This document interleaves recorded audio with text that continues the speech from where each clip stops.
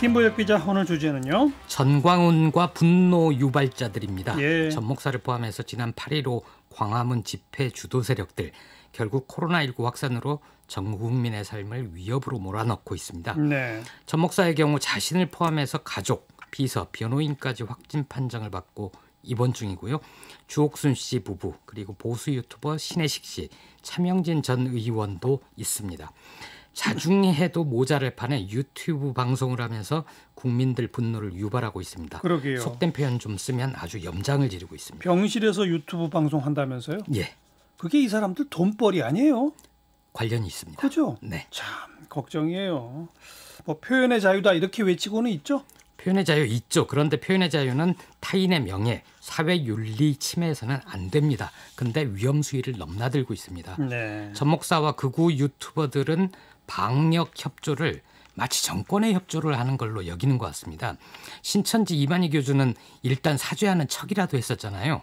근데 전 목사는 방역 당국에 저항을 하면서 예배 방해, 종교 탄압으로 몰고 가고 있습니다. 예. 심지어 자신을 공산화에 맞서는 체제 수호자로 포장을 하고 있고요. 이번 직후엔 세금으로 치료를 해주는데도 북한의 강제 수용소 같다, 이런 망언도 했습니다. 보수단체인 엄마부대 주옥순 씨도 마찬가지인데요. 유튜브 채널로 이제 전 목사와 통화를 하면서 전 목사는 이렇게 얘기를 했습니다. 문 대통령과 주사파들이 가려는 목적지는 사회주의 나라다, 이렇게 주장을 하면서 네. 방역 행위를 교회 핍박이다, 예, 주장을 하고요. 근데 누가 교회를 탄압하고 없애려고 합니까? 주옥순 씨도 심각한데요.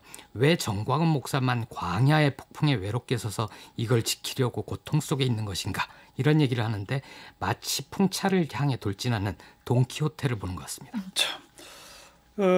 방역 당국이 고소 고발하겠다 했잖아요. 예. 실제로 하고 있죠? 예.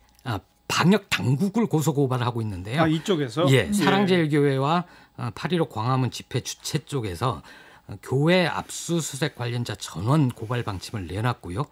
정부가 그 중앙재난안전대책본부를 통해서 교인의 개인정보를 줬다, 이래서 개인정보보호법 위반, 예. 형법상 직권남용 혐의로 아무튼 모두 다 고발하고 있습니다. 경찰도 고발하고 예. 박능우 보건복지부 장관도 고발하고 있고요. 주옥순 씨는 자신의 동선과 실명을 공개했다는 이유로 서울 은평구를 고발하겠다고 법적 조치를 하겠다고 하는데요.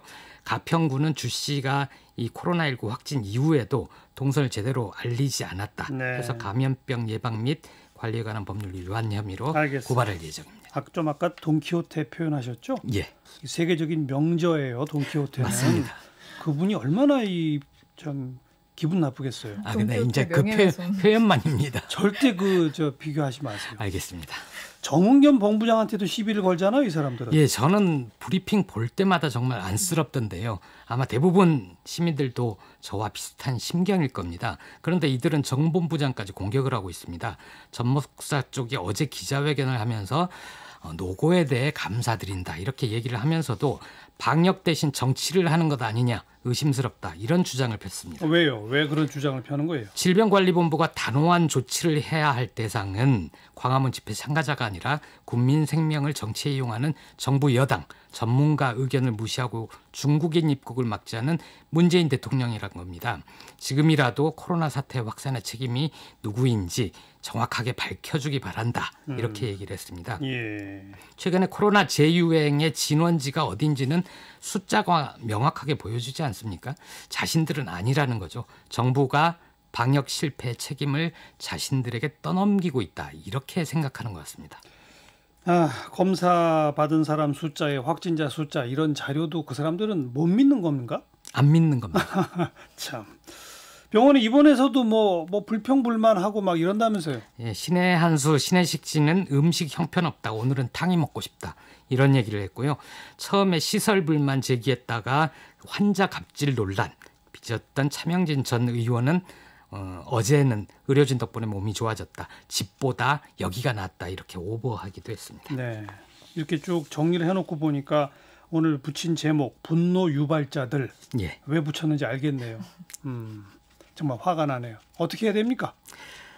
어떻게 할 수 없으니까 무시하는 게 최고인데요. 그럴 수도 없으니까 좀 답답합니다. 전 목사를 포함해 이 8.15 광화문 집회 주도 세력이 단순한 분노 유발자 이상이라는 비판도 있습니다. 민주공화국을 위협하는 위헌 세력들이라는 지적입니다. 어떤 근거로 헌법 위헌 세력이죠? 오늘 경향신문에 실린 이봉수 세명대 저널리즘 스쿨 교수의 칼럼입니다. 제목이 헌법과 공화국의 배신자들이라는 제목인데요. 예. 한번 읽어보시면 좋을 것 같습니다. 광화문 집회는 헌법 34조, 21조, 20조 등의 심각한 손상을 입혔다라고 얘기합니다.